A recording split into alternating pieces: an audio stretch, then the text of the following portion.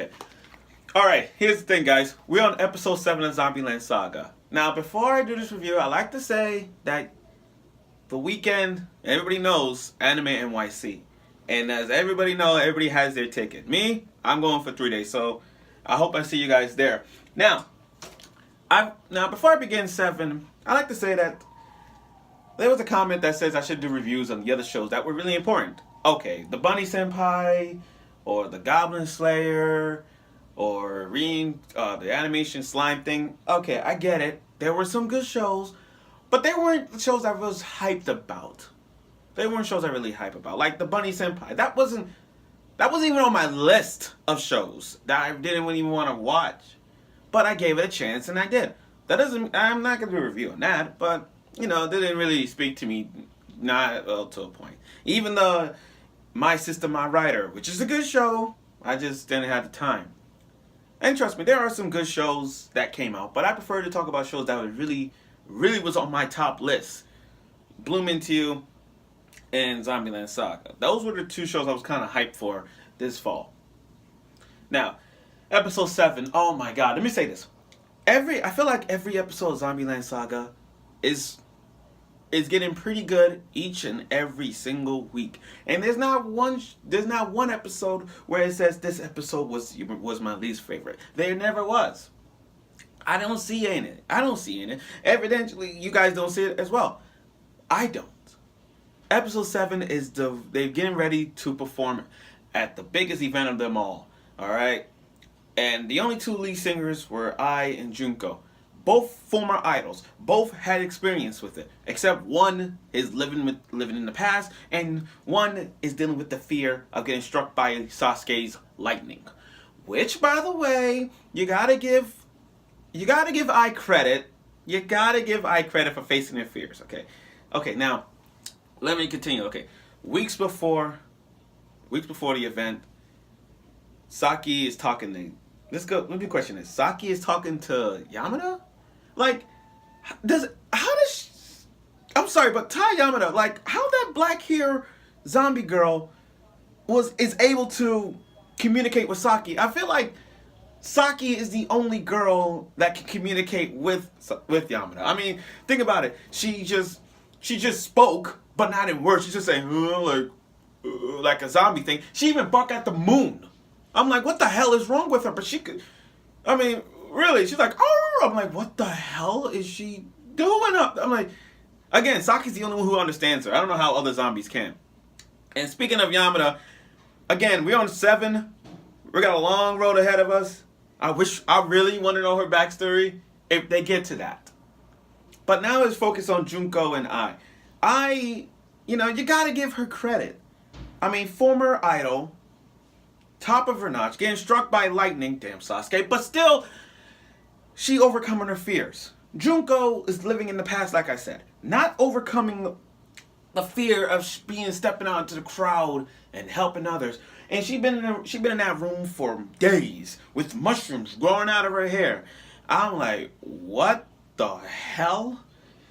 Again, she's just standing in a corner with mushrooms in her hair. Everyone else is performing. Now the producer, I gotta give the producer credit for everything he's doing to this point. I mean, he bust the door down. He bust the door down talking to Junko, and I like his words to Junko. I like his words. And I don't know his words precisely, but watching him speak, I understand what he's saying. The way I'm saying it, he's like, okay, you guys are zombies from different eras. You guys are as one. You guys are idols. Work together, no matter what region you're from. So it doesn't matter, because the producer's saying to her, like, you died 30 years ago. That's what he said. He said, you died 30 years ago. Stop living in the past.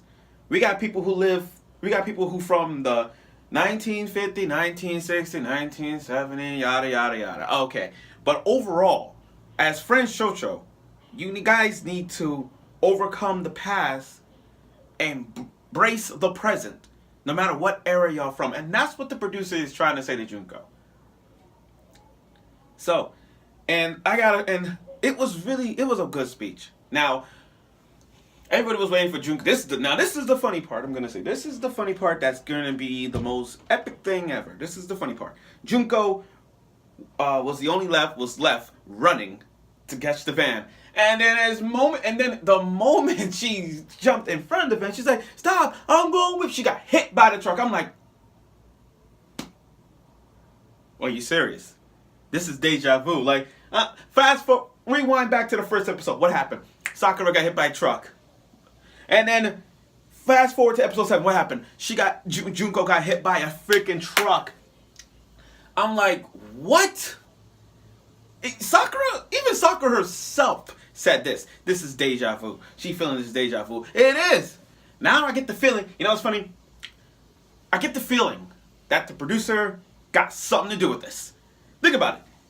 Hit Sakura with the truck. The plane crash. The lightning. Getting hit by Junko. You know, I get the feeling that he's the suspect to all that. I think he's the one that had these freakish audacity, like, ideas of when or where they were gonna die. You know what I mean? I see that. Either he hired somebody to hit Sakura or do the plane crash, or he planned everything himself. I mean, think about it. He seems strange. Come on, he got the shades. We don't know. He charmed people. He got the shades. Like, is he immortal or something? Look at this guy. How?